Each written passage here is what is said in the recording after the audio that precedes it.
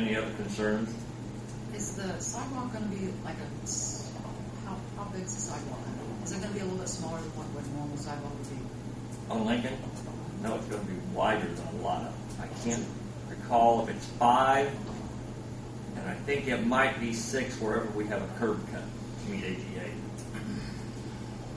And some places it's right behind the curb, and there's other places we'll actually have a grass strip or a planting area that will separate it. And I don't have plans, so I can't tell you where all those are.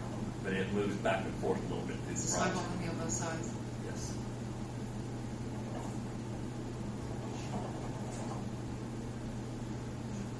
Mark, are they pretty well up to schedule? Well, right, it's going to look very nice when it's done. The curbs going in Monday and Tuesday just changed the whole appearance of that side of the street. Absolutely.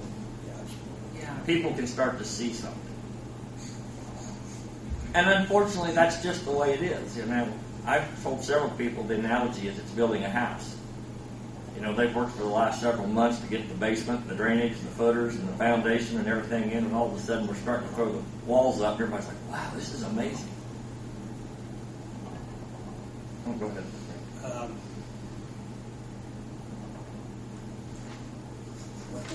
I had that problem too. I know. Are they pretty much on schedule?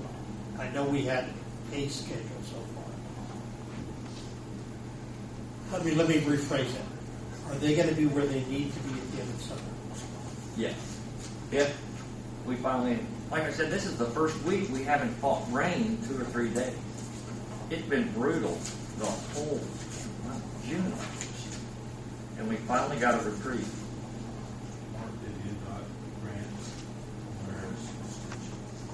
A very brief one, very early on, but it's for a short period of time. And I imagine there will be a couple more requests for some additional time, and some of it they are entitled to. We've had some change orders. We had a large water line we had to relocate on Bear Shell, east of Lincoln. So in other words, if that took 3 days to install, they're entitled to 3 more days because that wasn't part of the project.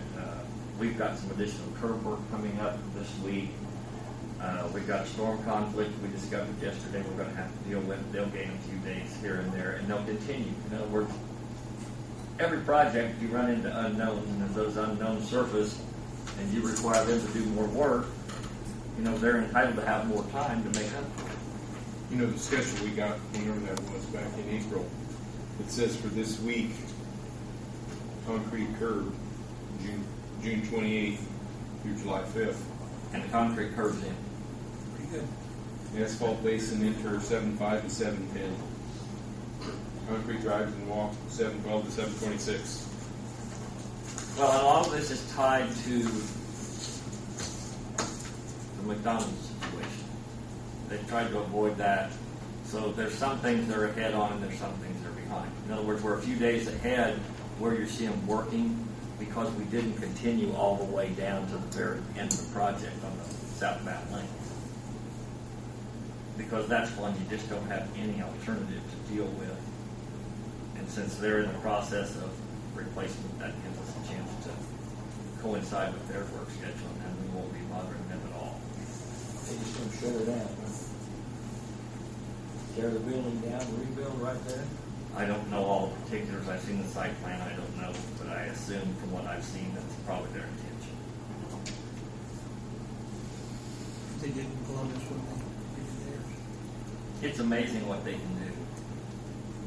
They figure from the time they close the door to the time they reopen the door on a new one, it's less than 90 days. It's expedited schedule, but it's a little different. Everything's prefabricated. It comes in and you just kind of bolt the pieces together and go. So is that a schedule that they're going to, it's already set, they already know what they're going to do? It's all up in the air right But, now. I mean, but they've been working together. The construction company's going to be ready whenever they're... They've been trying to come up with their finalized schedule. We've got our schedule. In other words, there's things we have to do jointly. We have to tie storm drainage into our structures, and you know, we've already had the discussion. If you get ahead of us, you're going to do it into our structures. If we get ahead of you, our contractor's going to do it. And we've already got an understanding that they'll reimburse anything we have to do above and beyond our right-of-way lines. So it's going to come together. It just takes a little time to get all the logistics put together. It's going.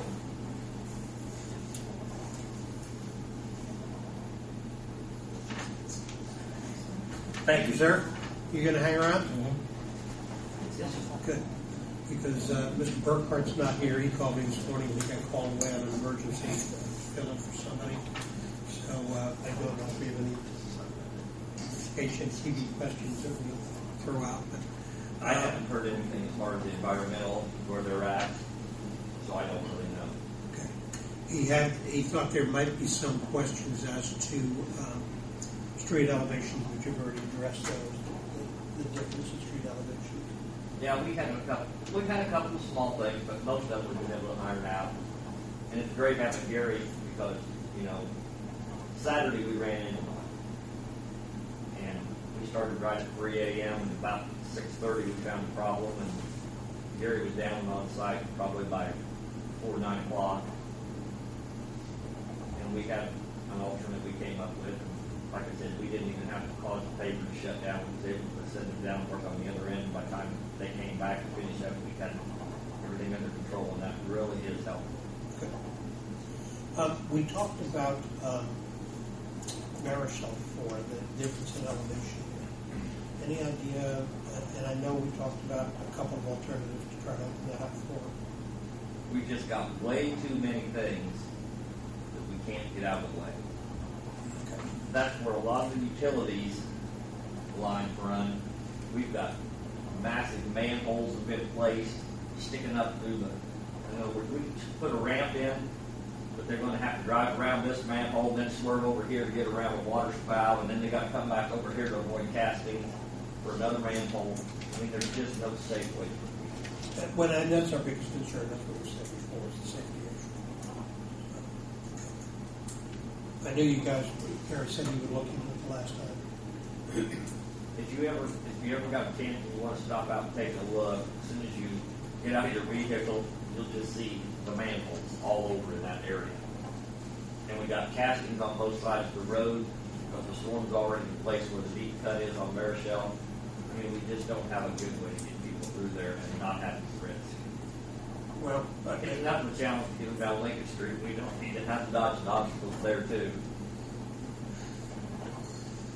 all right.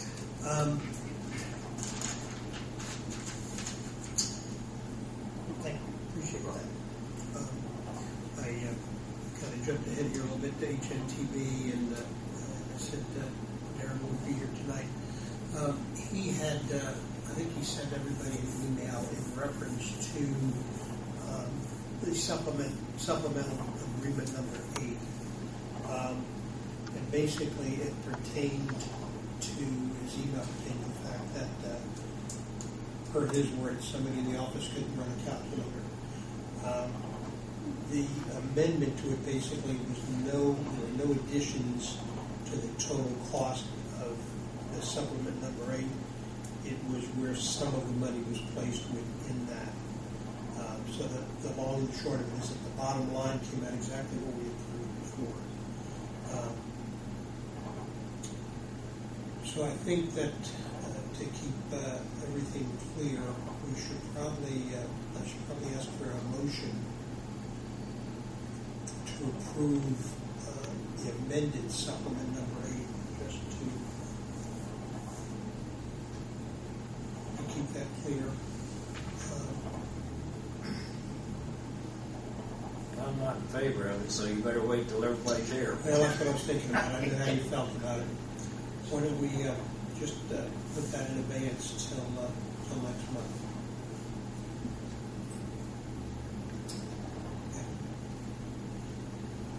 Okay. As I said, we've already proved the money. There wasn't any change there, but I'd rather do it.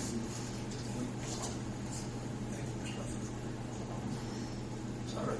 No, don't be sorry. Not for a minute. Okay, moving on, invoices and financials. I got an email from Bridget and clarified with June Then we had received our TIF installment